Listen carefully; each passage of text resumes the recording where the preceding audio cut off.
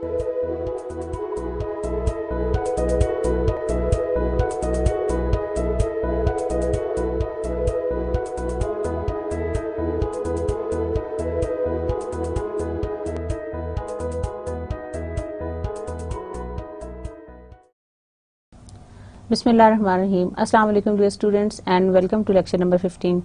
We have been talking about the multinational capital budgeting in lecture number 14 and we are going to continue with the capital budgeting process, the similar process in this lecture. Hope you had enjoyed. मैंने आपको थोड़े से concepts दिए थे in lecture number 14 about the capital budgeting processes और हमने थोड़े से factors की बात की थी which we really needed to forecast before doing all these capital budgeting analysis. And do you remember what were those factors? Anyone who could answer? Yes, very good. There were 11 different factors, forecasting factors that we could, we need to forecast before entering into the capital budgeting process. जल्दी से कोई बता देगा कि कौन कौन से थे? अगर हम उसको slightly एक दो चीजें बता देंगे, हमने उसमें एक दो important जो आपको लगी होंगी. Yes, very good. Consumer demand over price, very good, and the most important exchange rate fluctuations. वैसे तो सारे important थी forecasting करने के लिए, लेकिन ये दो तीन चीजें ऐसी थी जो बहुत ज्यादा important थी. अच्छा स्टूडेंट्स, हमने उसके बाद एनपीवी का एक किया था, उसको फार्मूला किया था हमने एनपीवी का कि how would we calculate the NPV. The NPV's formula was the present value of the discounted cash inflows and the initial cash outflow. Initial cash outflow was your initial investment that you wanted to make to start up with your project. So the initial cash investment was your seed money, the initial money, and the present value of the future cash flows were basically the cash flows का जो pattern आपको अगले सालों में मिल रहा है, आप उसको discount back करके आज के दिन में उसकी value निकालते हैं और इन दोनों को आप आपस में less कर देते हैं. Plus also you add the salvage value that is left by the end of the project, जो उसकी remaining salvage value रह जाती है, आप उसको भी add कर लेते हैं in order to calculate the true NPV value. अच्छा जी dear students, today we are going to start with an example. जो हमने previously concepts पढ़े थे, we are going to implement all those processes in the form of an example, and we are going to have the Spartans example over here. एक पूरी example हम आपके सामने यहाँ explain करेंगे, demonstrate करेंगे, and you would be able to know. दोबारा objectives को revise करें.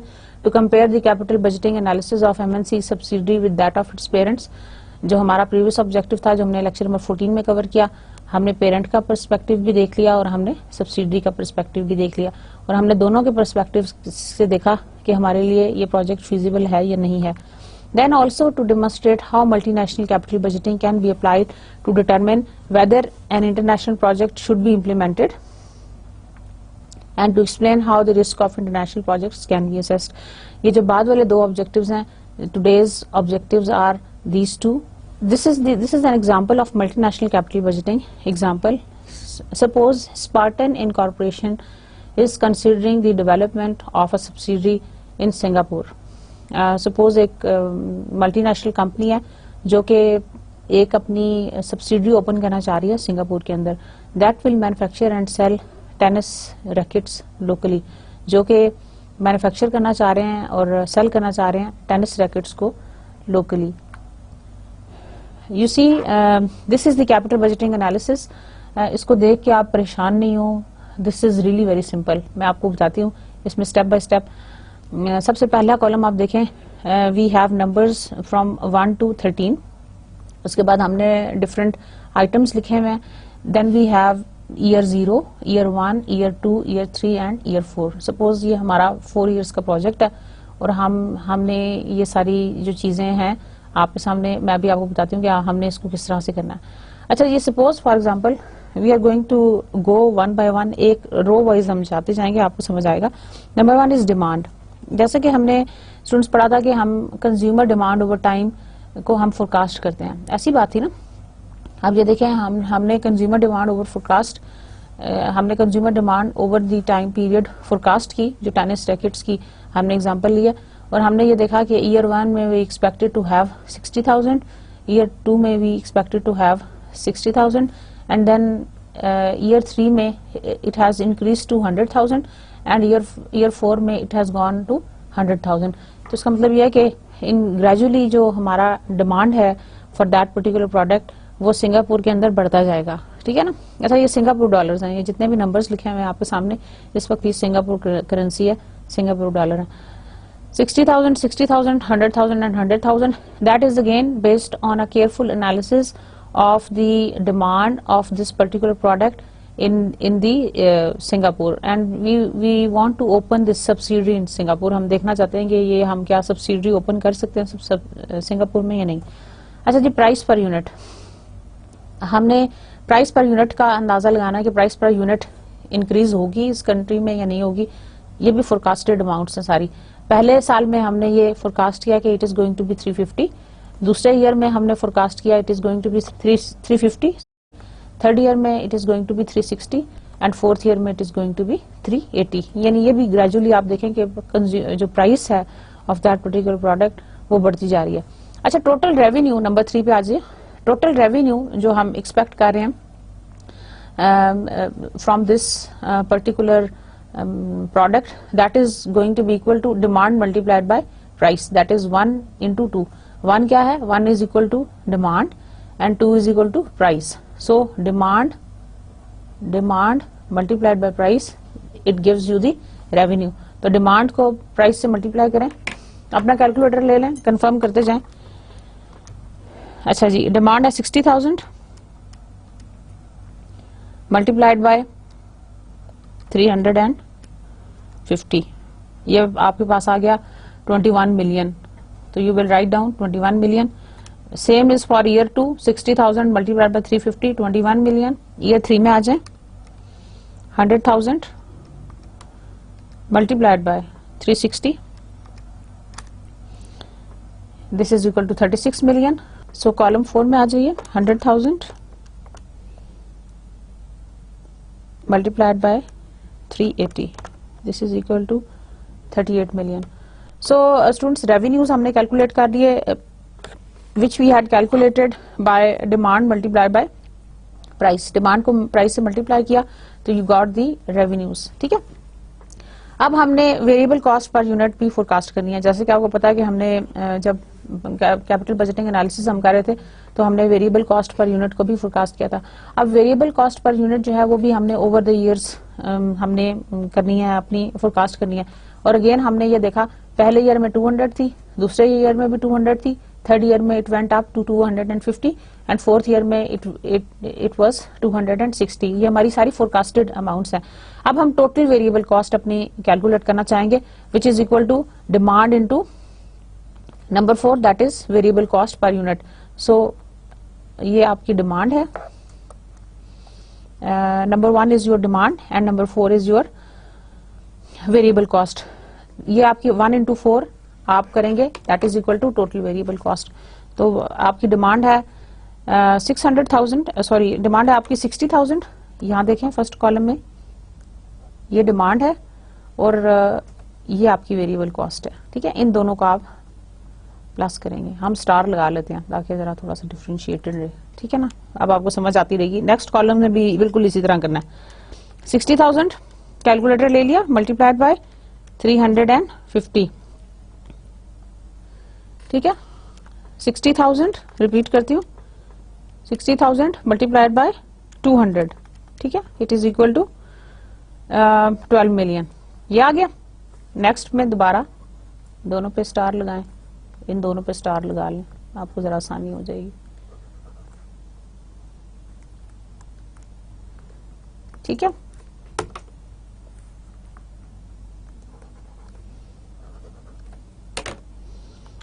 $60,000 मल्टीप्लाइड बाय 200, सेम वही 12 मिलियन आया.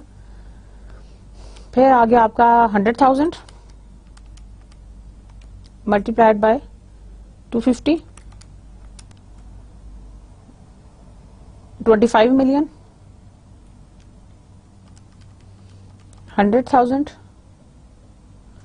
मल्टीप्लाइड बाय 260, ये आ जाएगा 226 मिलियन, ठीक है.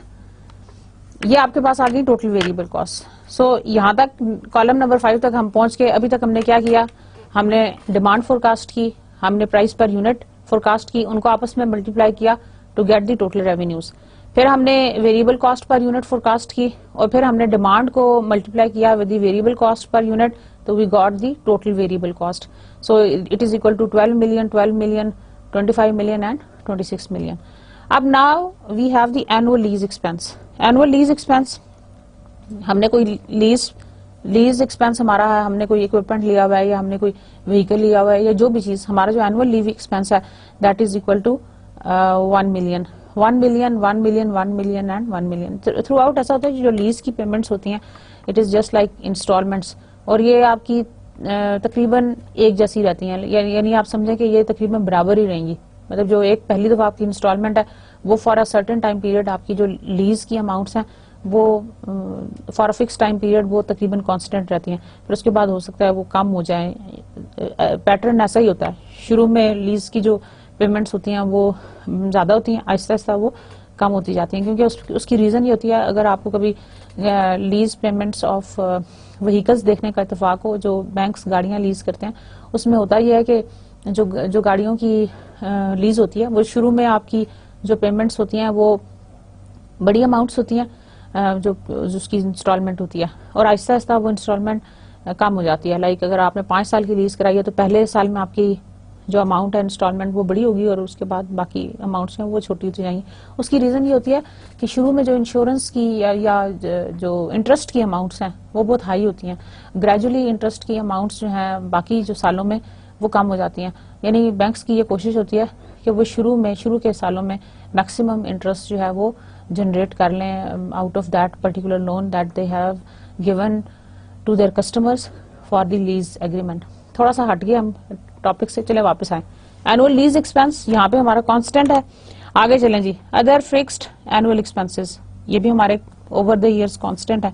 Now non cash expense. अच्छा स्टूडेंट्स, आपको ये पता है नॉन कैश एक्सपेंस हमारा डिप्रिसिएशन है। Basically this is an expense, हम इसको लिखते जरूर हैं but it is not something which we have paid out of our pocket, हमने इसको अपनी पॉकेट से पे नहीं किया हुआ। This is one of our non cash expense. Expense तो जरूर है, हम इसको काउंट करते हैं ताकि हमारी जो टैक्सेबल इनकम है वो कम हो जाए। आपको पता है कि डेप्रिसिएशन का कॉन्सेप्ट क्या है, हम इसमें इंक्लूड जरूर करते हैं एज एन एक्सपेंस, लेकिन जाहिर है कि वो हमारी पॉकेट से तो नहीं जाएगा।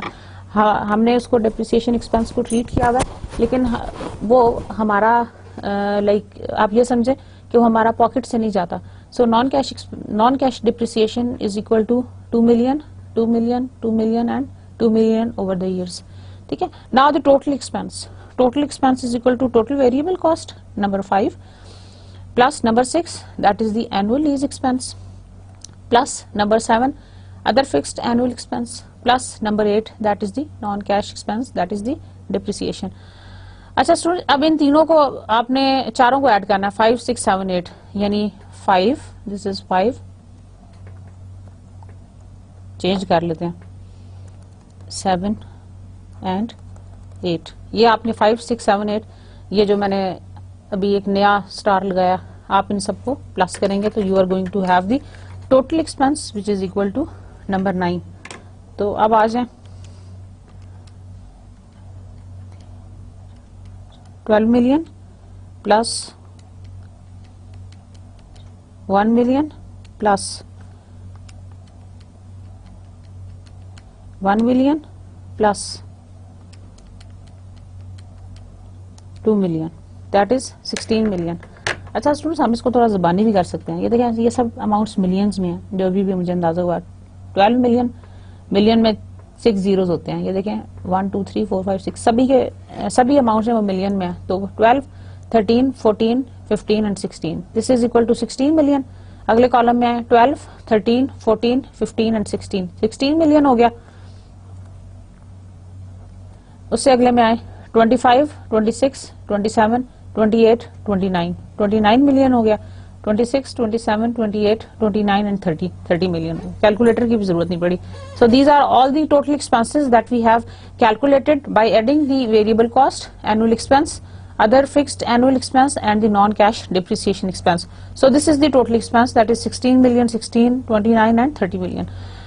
Now before tax earnings of subsidiary, before tax earnings of subsidiary, this is equal to 3 minus 9. 3 क्या है?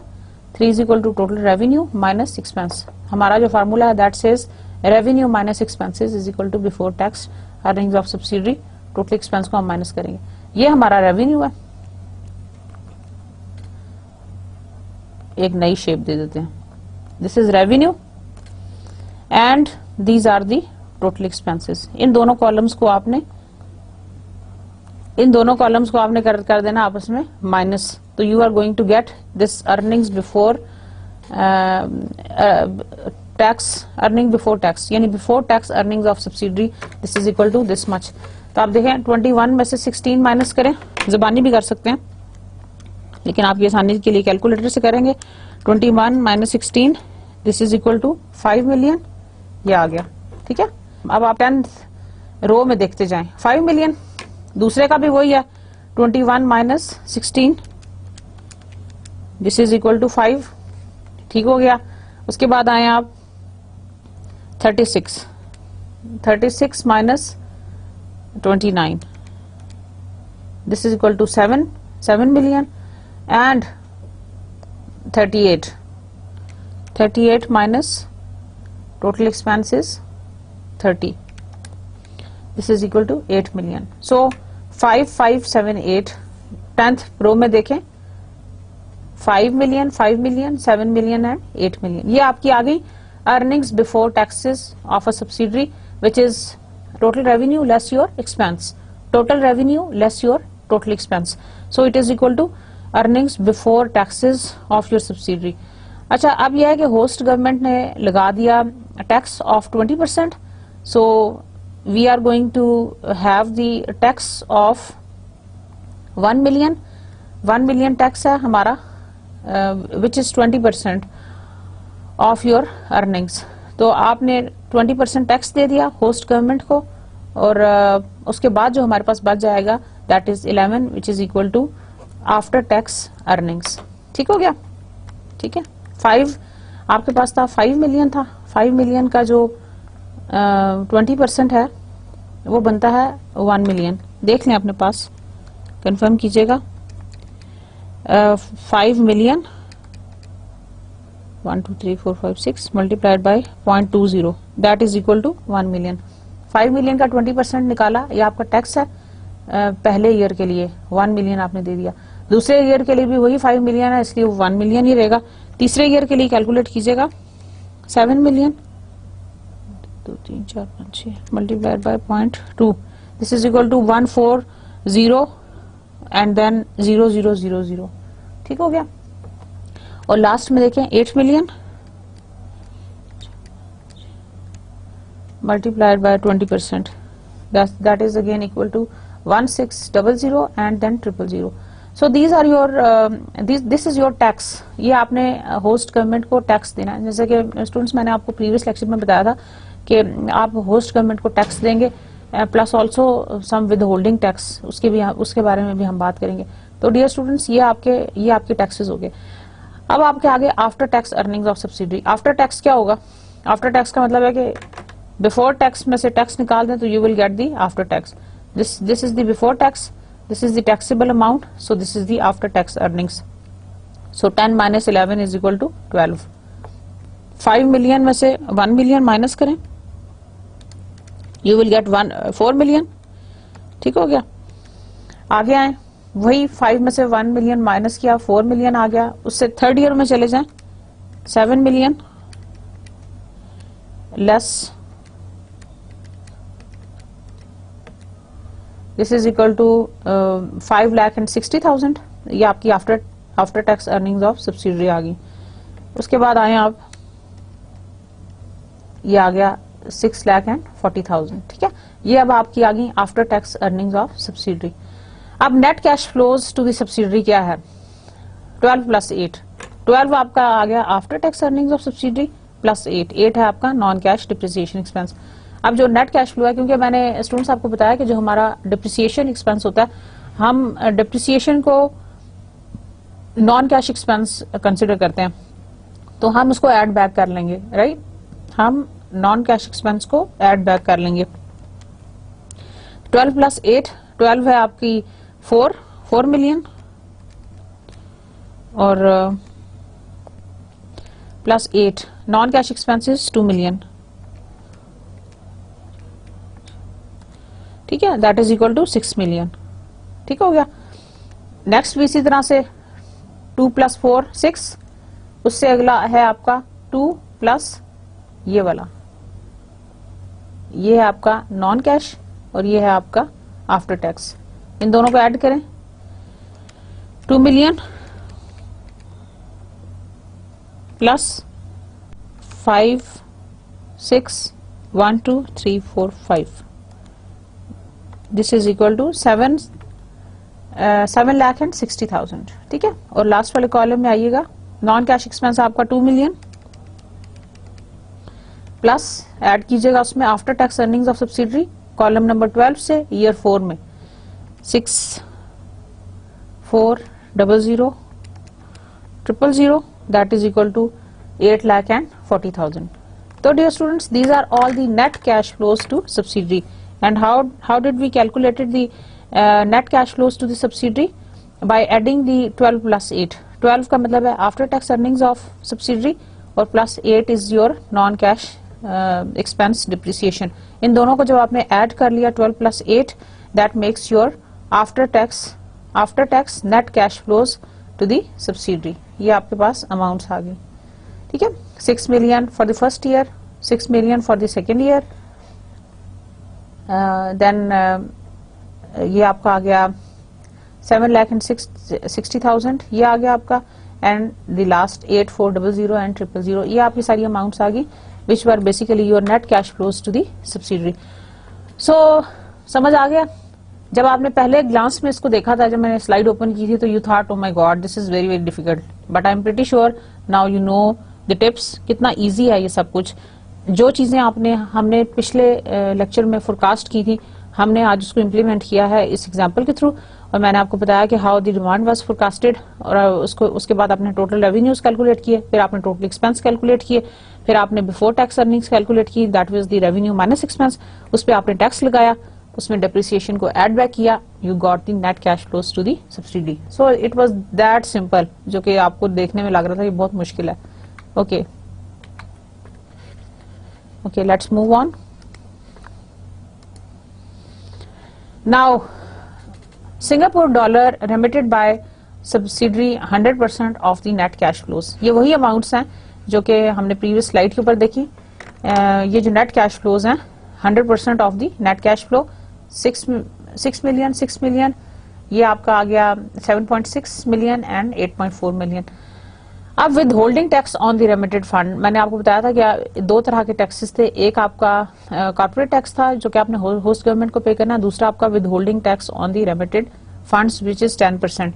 तो ये आपका जो फंड्स हैं, जो 6 मिलियन है उसका 10% ये बन जाएगा 600,000। ठीक है ना। आपने ये सारी अमाउंट्स उसमें से लेस कर लेनी है। चलें कैलकुलेट कर लेते हैं आपकी आसानी के लिए। This is just 10% of your remitted the cash flows that you want to remit. ठीक है ना। So this is 600 multiplied by 0.1, this is equal to 600,000, 6 million, दोबारा वही अमाउंट आएगी हमारे पास 600,000, 76, एक जीरो कम हो जाएगा क्योंकि 10% है, सिंपल इज दैट। ठीक हो गया। और लास्ट है 8,4,00,000 and then 0,000 multiplied by 0.10, this is equal to 840 then 000, ये हो गया। अच्छा जी, नाउ इसमें से हम इनको इन टैक्सेस को माइनस कर देंगे and then we would see कि हमारे पास जो सिंगापुर डॉलर है remitted after withholding tax कितने हैं। 6 मिलियन लेस 600,000, अगेन 5.4 मिलियन, आगे आए 76 million less, this is equal to 6,840,000, then 8,400,000, 0,000,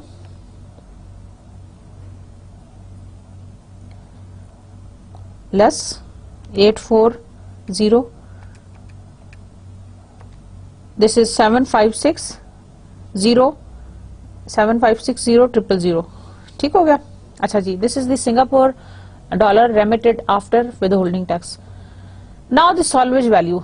salvage value क्या आती है? जो यूजफुल लाइफ के पीरियड के ओवर होने के बाद जो हमारे पास बच जाए, that is equal to salvage value, which is equal to, यानी 4 इयर्स का हमारा प्रोजेक्ट था, हमारे पास जो बाकी बच गया that is 12 million Singapore dollar. हमने सॉल्वेज वैल्यू को भी ऐड करना है, हम इसको साइड पे लिख लेते हैं, ठीक हो गया।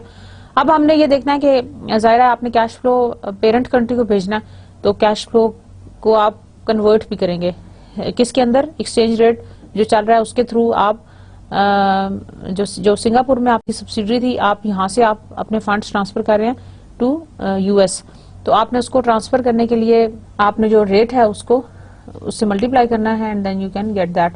अच्छा, जो एक्सचेंज रेट ऑफ जो सिंगापुर डॉलर है that is equal to 0.50 dollar, ठीक है ना। यानी जो आपके अमाउंट्स हैं वो सारी हाफ हो जाएंगे, आप डिवाइड करते जाएं 54,00,000, इसको मल्टीप्लाई कर देंगे, मल्टीप्लाई करें ये 5.4 मल्टीप्लाइड बाय 0.50 मल्टीप्लाई करें तो आपकी cash flow to the parent dollar amount में आएगी, विच इज इक्वल टू 27,00,000.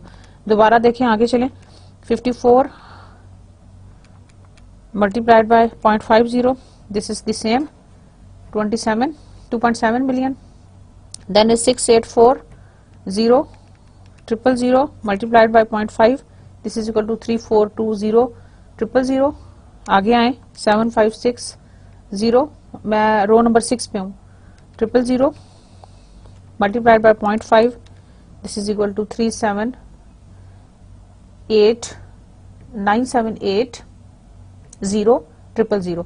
अच्छा, जो आखिरी वाला हमारा है ना कॉलम, उसमें हम इसको ऐड कर लेंगे, दैट इज 7560,123 प्लस, ठीक है ना। ये दोनों आप ऐड कर लेंगे क्योंकि सॉल्वेज वैल्यू है आखिरी ईयर में हमारे पास। सिंपल हमारा ये कैश फ्लो नहीं है बल्कि हमारे साथ ये वैल्यू भी है।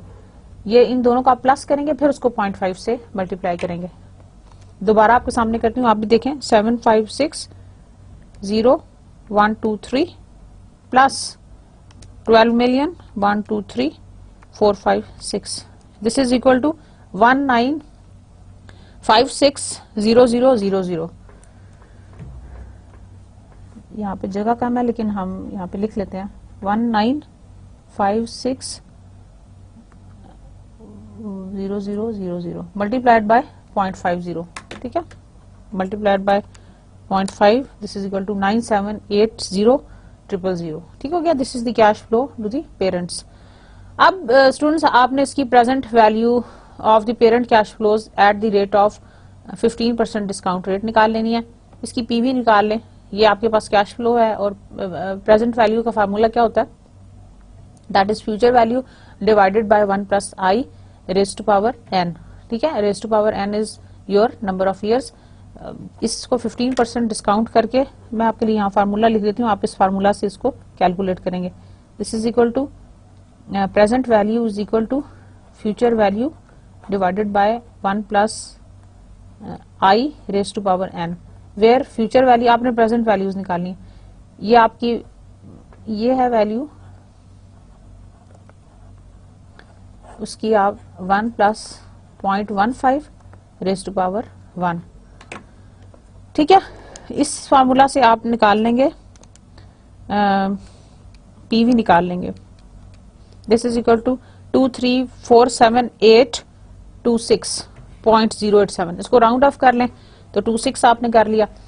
इसी तरह ये जो नेक्स्ट वाली है, ये जो नेक्स्ट वाली अमाउंट है, ये कैसे निकलेगी? ये भी ऐसे निकलेगी और आपने उसको 0.50, लेकिन देखें ये कम मुझसे हो गई है, ये वाली 2347 है, अब ये 2041 हो गई है। ये कैसे ज्यादा हो गई है? क्योंकि ये हमने सेकेंड ईयर के ऊपर किया है, ये हमारा फर्स्ट ईयर की है अमाउंट। सेकेंड ईयर की अमाउंट के लिए आपका फार्मूला है FV divided by 1 plus I, यहाँ पे लिखती हूँ। सेकेंड ईयर के लिए FV is equal to 1 plus I raise to power 2, तो क्या है? फ्यूचर वैल्यू वही है 27 आई है आपका 0.15, लेकिन फर्स्ट ईयर के लिए आपने रेज टू पावर 1 किया था, यहाँ पे आप करेंगे raise to power 2, third year के लिए raise to power 3 and fourth year के लिए रेज टू पावर 4। तो जब रेज टू पावर 2 करेंगे तो that comes to this much. Is that clear? समझ आ गया? ओके जी, कैलकुलेट भी कर लें आप अपने पास, you will get the same amount. अच्छा जी, अब क्या है, अब हमारे पास जो initial investment by the parent थी दैट वाज 10 मिलियन, जो हमारी इनिशियल इन्वेस्टमेंट थी, जो हमारी सीड मनी थी।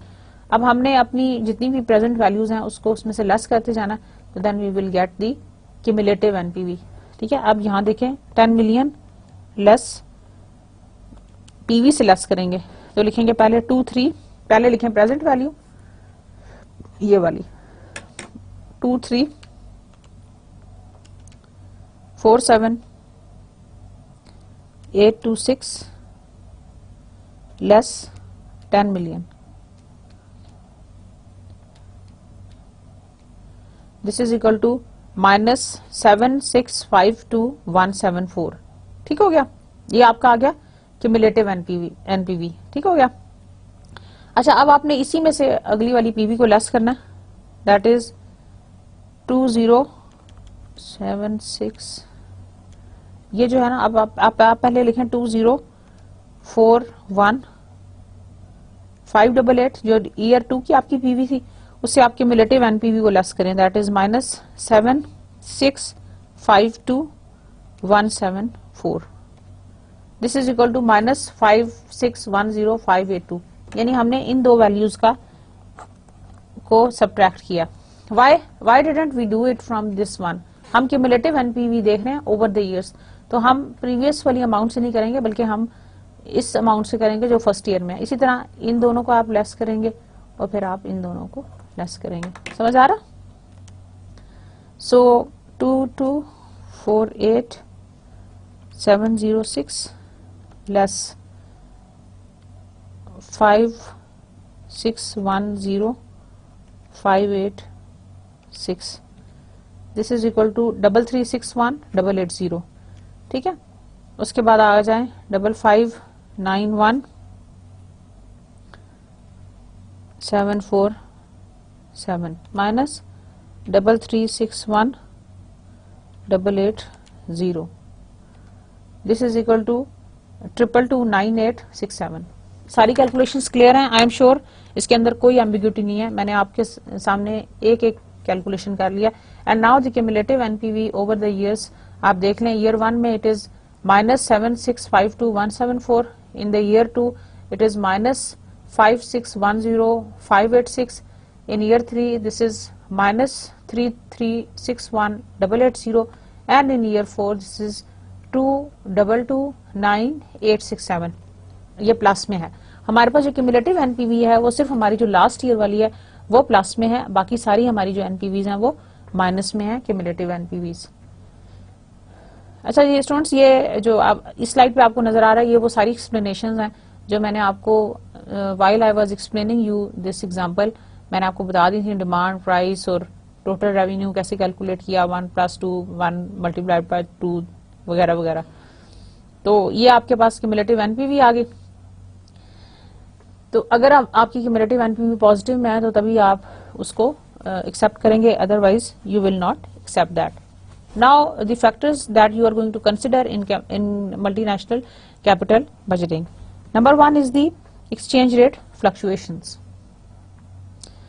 Since it is difficult to accurately forecast exchange rates, different scenarios can be considered together with their probability of occurrence. अच्छा student, जो हमने एक स्टेप में, आपको याद होगा मल्टीनेशनल कैपिटल बजटिंग की एक स्टेप के अंदर हमने एक्सचेंज रेट से मल्टीप्लाई किया, कन्वर्ट किया, और हमने ओवर द इयर्स उसको कांस्टेंट रख लिया था, दैट इज 0.50। लेकिन ऐसा नहीं होगा। मैं आपको दोबारा स्लाइड दिखाती हूँ आपको। यहाँ देखिए, ये देखें ओवर द इयर्स आपका जो सिंगापुर डॉलर की करेंसी का रेट है दैट वाज कंसिस्टेंट 0.50। हमने यहाँ पे ये ज्यूम कर लिया था इस एग्जांपल में, लेकिन ऐसा होता नहीं है। हमारी जो एक्सचेंज रेट्स हैं वो चेंज होती रहती हैं, जैसे कि इससे पहले भी हमने बहुत दफा डिटेल से स्टडी किया। तो it is difficult to accurately forecast exchange rates. Different scenarios can be considered together with their probability of occurrence. इसलिए एक तो बात यह है कि हमें एक्सचेंज रेट को फोरकास्ट करना बहुत मुश्किल है, इसलिए हम डिफरेंट सिनेरियोज जनरेट कर लेंगे so as to calculate the probability of their occurrence. यानी प्रोबेबिलिटी ऑफ अकरेंस का मतलब है कि कितनी प्रोबेबिलिटी है कि एक्सचेंज रेट ज्यादा हो जाए और कितनी प्रोबेबिलिटी है कि एक्सचेंज रेट कम हो जाए। तो स्टूडेंट्स ये हमारे पास था basically Singapore dollar remitted with holding taxes including salvage values, ये हमारे पास रेट्स थे। अब हमने सिनेरियोज ड्रॉ करने हैं, जैसे कि मैंने आपसे जिक्र किया। Number 1 is strong Singapore dollar scenario. Strong Singapore dollar scenario का मतलब है कि एक्सचेंज रेट हमारा ये है, पहले ईयर में 0.54 है, दूसरे ईयर में 0.57 है, तीसरे में वी हैव 0.61 एंड फोर्थ में हमारे पास है 0.65। अब देखें हमारे जो कैश फ्लोज हैं वो इफेक्ट हो रहे हैं क्योंकि एक्सचेंज रेट डिफरेंट है। पहले हमने 0.50 पे किया था जो प्रीवियसली हम एग्जांपल कर रहे थे, अभी हम एनालिसिस कर रहे हैं by using different exchange rate scenarios. पहले में हमने ये अज्यूम किया दिस इज 0.54, दूसरे में हमने ये अज्यूम किया दिस इज 0.57, तीसरे में हमने अज्यूम किया दिस इज 0.61 और चौथे में हमने किया 0.65। यानी ये स्ट्रांग होता जा रहा है डॉलर के अगेंस्ट, ठीक है ना। अब ये जो डॉलर के अगेंस्ट स्ट्रांग होता जा रहा है तो हमारे कैश फ्लोज डायरेक्टली इफेक्ट होंगे। आप देख लें, कैलकुलेट कीजिएगा 540000 मल्टीप्लाइड बाय 0.54। पहले आप ये देख लें स्टूडेंट्स, ये बात याद रखने वाली है कि जब पहले आप कैलकुलेशंस कर रहे थे तो आपने सारे 0.50 से किए थे। अब हमारा जो सिंगापुर डॉलर है वो स्ट्रांग होता जा रहा है, तो अब हमने जो रेट्स हैं उसके लिहाज से हमने मल्टीप्लाई किया, तो हमारा ये जो नीचे वाला पोर्शन है कैपिटल बजटिंग एनालिसिस वाला, सिर्फ ये चेंज होगा, बाकी के सारे वही रहेंगे। हम सिर्फ we are interested to see the exchange rate fluctuations, ठीक है ना। अब देखें दिस इज इक्वल टू 2916000, ठीक है। इसी तरह अगले साल में भी वही अमाउंट है 5400 and then 000 multiplied by 0.57, this is equal to 3078000, ठीक हो गया। अगले में आए 6840000 multiplied by 0.61, this is equal to 4172400।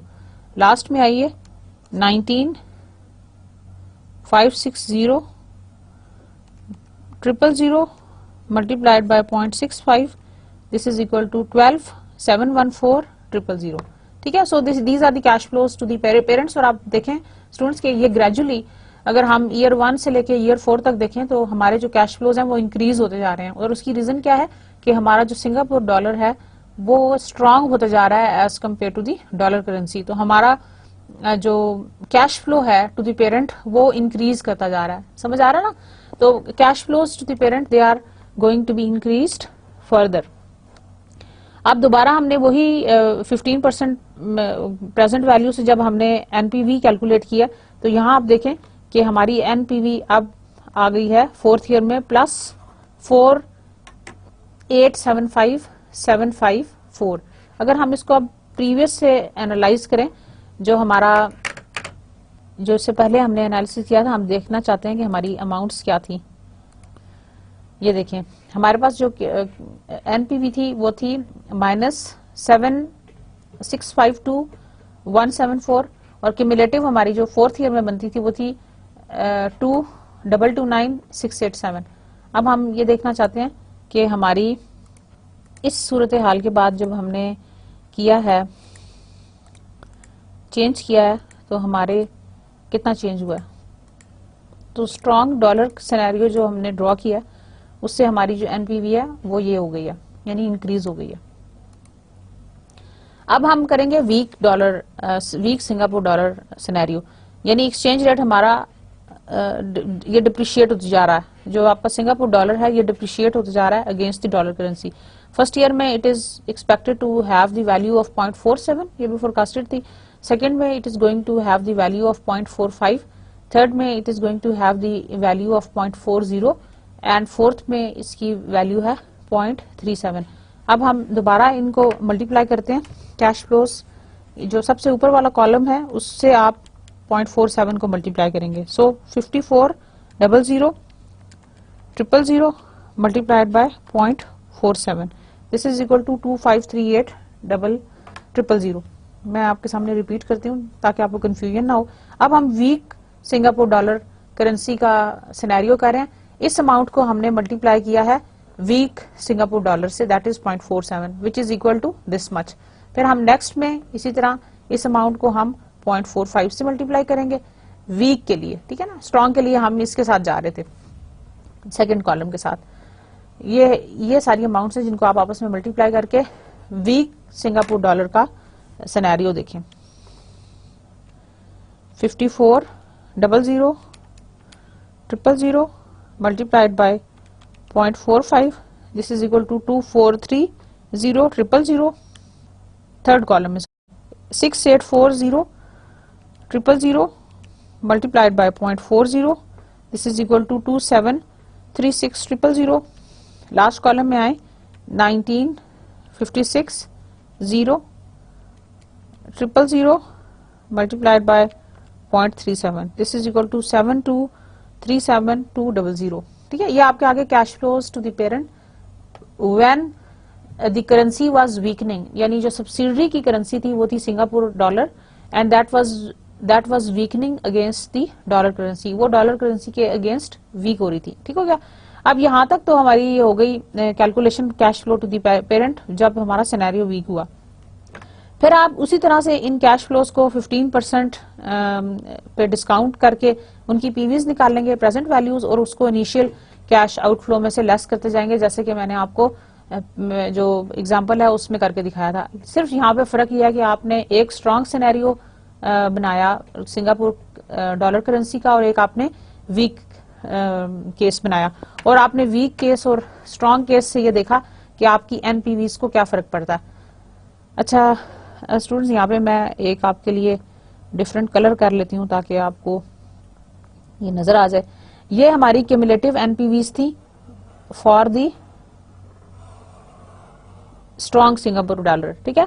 ये हमारी क्यूमुलेटिव एनपीवीज हैं for the weak Singapore dollar. जैसे कि आप देख रहे हैं स्टूडेंट्स के स्ट्रॉन्ग जब हमने कंसिस्टेंट रखा था अपना एक्सचेंज रेट, तो हमारे पास जो क्यूमुलेटिव एनपीवी थी वो तब भी फोर्थ ईयर में पॉजिटिव थी, लेकिन that was 2 million something, 2 point something million था। लेकिन यहाँ पे देखें जब हमारे पास स्ट्रॉन्ग था तो दैट वेंट अप, क्योंकि cash flows to the subsidiary they were largely increased because of the exchange rate. अगर हम ये ज्यूम करें कि वो स्ट्रॉन्ग सिनेरियो होगा, तो यहाँ पे अगर सब्सिडरी का जो करेंसी है वो स्ट्रांग होता जाए अगेंस्ट द पेरेंट, तो आपका जो कैश फ्लो है वो इंक्रीज होता जा रहा है। यहाँ पे देखने से हमें ये लग रहा है। सो क्यूमुलेटिव एनपीवी जब स्ट्रांग सिनेरियो में देखें तो that went up two year 4 में देखें दैट इज 4.8 मिलियन समथिंग, और क्यूमुलेटिव एनपीवी वीक सिनेरियो में आप देखें दिस इज -18,757। तो आप स्टूडेंट्स देख सकते हैं कि हमारा जो लॉस है, जो क्यूमुलेटिव एनपीवी है वो माइनस में है।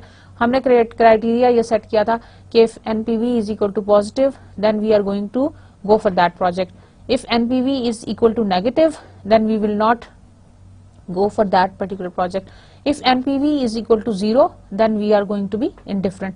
तो इस सिनेरियो में हमें ये लग रहा है कि cumulative NPV since it is positive for the exchange rate of Singapore dollar currency year 4 के अंदर strong सिनेरियो में, तो we might accept this project अगर ये करेंसी का जो सिनेरियो है वो इंक्रीज होने जा रहा है या उसका ये पैटर्न जो है वो यही फॉलो होता है। अच्छा, अभी हमने उसको जो तीनों वैल्यूज हमारी आई हैं क्यूमुलेटिव वाली, हमने उसका हम सेंसिटिविटी देख लेते हैं बाय प्लॉटिंग इट।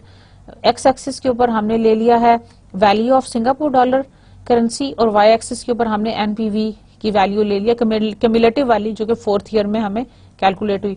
ये जो स्टूडेंट्स आपको नजर आ रही है amount, this is the amount when dollar जो उसका रेट था that was equal to 0.5,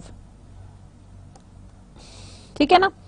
जब जो मैंने आपको सर्कल करके दिखाया जो 2229867 है, ये स्टेबल सिंगापुर डॉलर के साथ जब आपका करेंसी रेट था दैट इज 0.50। तो ये आपकी ये प्लॉट किया आपने। जब स्ट्रांग सिनेरियो था तो आपकी जो क्यूमुलेटिव एनपीवी थी दैट इज इक्वल टू 4875754 और आपने उसको भी प्लॉट कर लिया। जब वीक था तो दैट वाज -18757, वो माइनस में जा रहा था तो that was the weak Singapore dollar currency. Basically जो हमने 3 एनपीवीज क्यूमुलेटिव एनपीवीज निकाली हैं फॉर 3 डिफरेंट सिनेरियोज। पहला जो सिनेरियो था that was the stable Singapore dollar currency scenario, जिसमें हमारी जो वैल्यू थी that was in positive, that is 2229867। जो दूसरा केस था उसमें स्ट्रांग थी, दैट वाज दी 4875754। जैसे कि आप देख सकते हैं कि उसमें जो बार है उसका साइज बहुत ऊपर चला गया है, अप है। तीसरे के अंदर that is 18757, that is the weak scenario, तो वीक सिंगापुर डॉलर सिनेरियो। हमने इन तीनों चीजों को प्लॉट कर लिया, ठीक है ना। तो हमें देखने से भी ये लग रहा है कि अगर हमारा जो सिंगापुर डॉलर है अगर उसका करेंसी का सिनेरियो स्ट्रांग होगा तो कैश फ्लोज ज्यादा आएंगे और क्यूमुलेटिव एनपीवी भी ज्यादा आएगी। एंड वी ऑलवेज प्रेफर कि हमारी एनपीवी जो है वो ज्यादा हो। जितनी ज्यादा हमारी एनपीवी होगी हम उस तरह के प्रोजेक्ट को उतना ही ज्यादा प्रेफर करेंगे। So this is basically the sensitivity of the project's NPV to different exchange rate scenario of Spartan, जो हमने 3 डिफरेंट सिनेरियोज के ऊपर प्लॉट किए, एक स्ट्रांग था, एक स्टेबल था और एक वीक था। Now we will look at the factors to consider in multinational capital budgeting. Number 1 was the exchange rate, number 2 is the inflation. Although price cost forecasting implicitly considers inflation can be quite volatile from year to year for some countries. अच्छा students, interestingly जैसे कि आपको पता कि developing countries के हवाले से specially मैं बात करूंगी कि हमारा जो इन्फ्लेशन रेट है that is going to be increased every year with a percentage which is quite significant. लेकिन अगर हम डेवलप्ड वर्ल्ड की बात कर लें तो इन्फ्लेशन जो है दैट इज क्वाइट कंट्रोल्ड और गवर्नमेंट ने उसको इस तरह से कंट्रोल किया होता है कि वो प्राइसेस की वेरिएशन उसके साथ प्रोडक्ट्स के साथ अकॉर्डिंगली खुद ही एडजस्ट कर देते हैं। लेकिन हमारे यहाँ ऐसा नहीं होता, थोड़ी बहुत कोशिशें की जाती हैं लेकिन आप देखें कि डेवलपिंग कंट्रीज के अंदर इन्फ्लेशन का जो रेट है दैट इज क्वाइट हाई और year two year the inflation is quite volatile. एक ईयर से अगर दूसरे ईयर में हम जाएं तो काफी ज्यादा चेंज आती है, वोलेटिलिटी बहुत ज्यादा। Then number 3 is the financing arrangements. Financing costs are usually captured by the discount rate. अब जो financing costs हमें इनकर होती हैं they are usually captured by the discount rate. जैसे कि आपने देखा कि हमने अपने कैश फ्लोज को प्रेजेंट वैल्यूज कैलकुलेट करने के लिए डिस्काउंट रेट से मल्टीप्लाई किया था। This process is called discounting, that is finding out the present values. तो फाइनेंसिंग कॉस्ट जो है वो usually they are being captured by the discount rate. However when foreign projects are partially financed by the foreign subsidiaries, a more accurate approach is to separate the subsidiary investment and explicitly consider foreign loan payments as cash outflow. इसलिए जब foreign projects when they are partially financed by the foreign subsidiary, ज्यादा आपको accurate approach चाहिए in order to separate the subsidiary investment and explicitly consider foreign loan payments as cash outflows. क्योंकि कई दफा ये होता है कि foreign जो आपकी subsidiary है that is quite independent in the sense of making their own investment or raising their own loans financing requirement को पूरा करने के लिए। Then is blocked funds. Some countries require that the earnings generated by the subsidiary be reinvested locally for at least a certain period of time before they can be remitted to the parent. अच्छा, अब एक ये भी requirement होती है कि कुछ countries की ये requirement है कि जब आपकी सब्सिडरी ने कुछ अर्न कर लिया हो तो आप उस अर्निंग्स को उसी सब्सिडरी के अंदर री इन्वेस्ट करें for a certain time period और बिफोर यानी पेरेंट को रेमिट करने से पहले उस अमाउंट को फॉर सर्टेन टाइम पीरियड आप वहीं पे री इन्वेस्टेड रहने दें ताकि उससे और ज्यादा रेवेन्यूज जनरेट करें।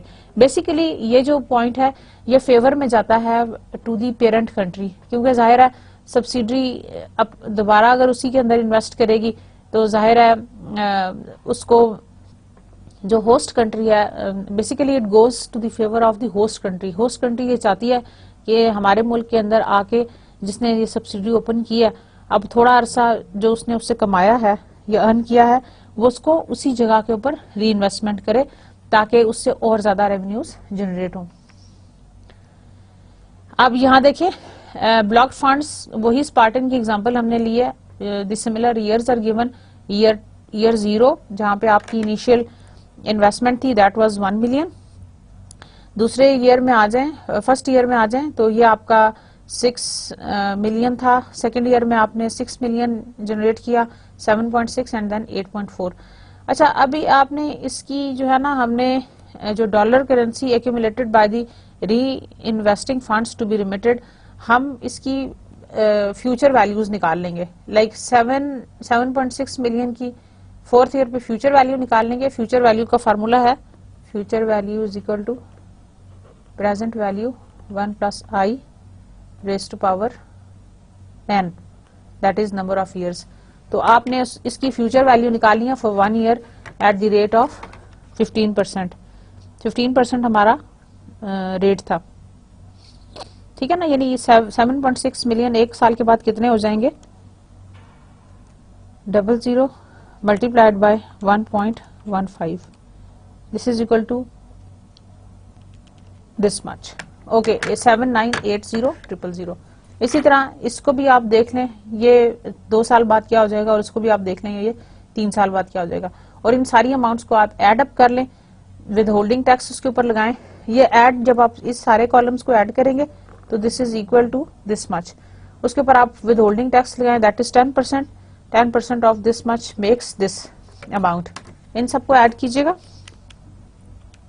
8400,000 plus 798,000 plus 6615,000 plus 6945,750. This is equal to 2994,0750. ठीक है. इसका 10% निकालें withholding tax, that is equal to 2994,075. यहां तक हो गया. उसके बाद साल्वेज वैल्यू को उसके अंदर ऐड कर लें और फिर एक्सचेंज रेट से आप उसको मल्टीप्लाई कर लें. Then this is the cash flow to the parent. ठीक हो गया. That is 19,473,338. फिर इसकी प्रेजेंट वैल्यू कैलकुलेट कर लें at the 15% discount rate for the fourth year, that is 11,133,944. And then calculate the initial cash outflow से minus करके उसकी पीवी निकालें. ये देखें स्टूडेंट्स, यहाँ पे पहले साल में हमारी क्यूमुलेटिव एनपीवी -10 मिलियन ही होगी, क्योंकि हमने किसी भी कैश फ्लो को माइनस नहीं किया, बल्कि हमने इन सारे कैश फ्लोज को री इन्वेस्ट कर दिया अंटिल द ईयर 4. समझ आ रही है बात. हमने इन कैश फ्लोज को, इससे पहले हमने किया था कि हर कॉलम में, यानी हर ईयर वाइज हम कैलकुलेट करते जा रहे थे अपने क्यूमुलेटिव एनपीवीज को. अब हमने ये किया कि हमने इन सारे जितने भी हमारे पास कैश फ्लोज थे, हमने इनको री इन्वेस्ट कर दिया for until the fourth year. और फिर हमने फोर्थ ईयर के अंदर सारी जाके कैलकुलेशंस किया और हमने अपनी एनपीवी निकाली है which is equal to this much, that is 1.1 million approximately. आगे भी उसके वैल्यूज हैं. तो क्यूमुलेटिव एनपीवी अब हमारी ये निकल आई है. इसका मतलब है कि ये हमारी थोड़ी सी इंप्रूव हो गई है. So dear students, I hope you have clearly understood all these concepts. मैंने आपको अभी तक ये बताया कि हम अगर कैपिटल बजटिंग एनालिसिस करने जा रहे हैं तो we should keep many factors in mind. We are talking about the inflation, we have been talking about the blocked funds. और हमने ये देखा कि हमारे जो फंड्स हैं, अगर हमने उसको ब्लॉक कर लिया फॉर द सब्सिडरी, तो it goes to the favour of the subsidiary not only but also to the parent. आप यहाँ देखें हमारी एनपीवी इंप्रूव कर गई है, और अगर हम उसको क्यूमुलेटिव से ना करते तो परहैप्स हमें लॉस होता. यहाँ पे हमने एक्सचेंज रेट जो है वो फिक्स्ड वाला यूज किया है, लेकिन आप ये सोचें कि अगर फोर्थ ईयर पे जाके हमारा जो डॉलर है उसके अगेंस्ट सिंगापुर करेंसी इंप्रूव हो जाती है, ये रेट हमारा डिफरेंट होता है, तो then again we will be in, हमारे जो बेनिफिट है वो और भी ज्यादा हो जाएगा. तो स्टूडेंट्स आप देखें कि क्यूमुलेटिव एनपीवी हमारी प्लस में आई है. So dear students, this was all about today's lecture.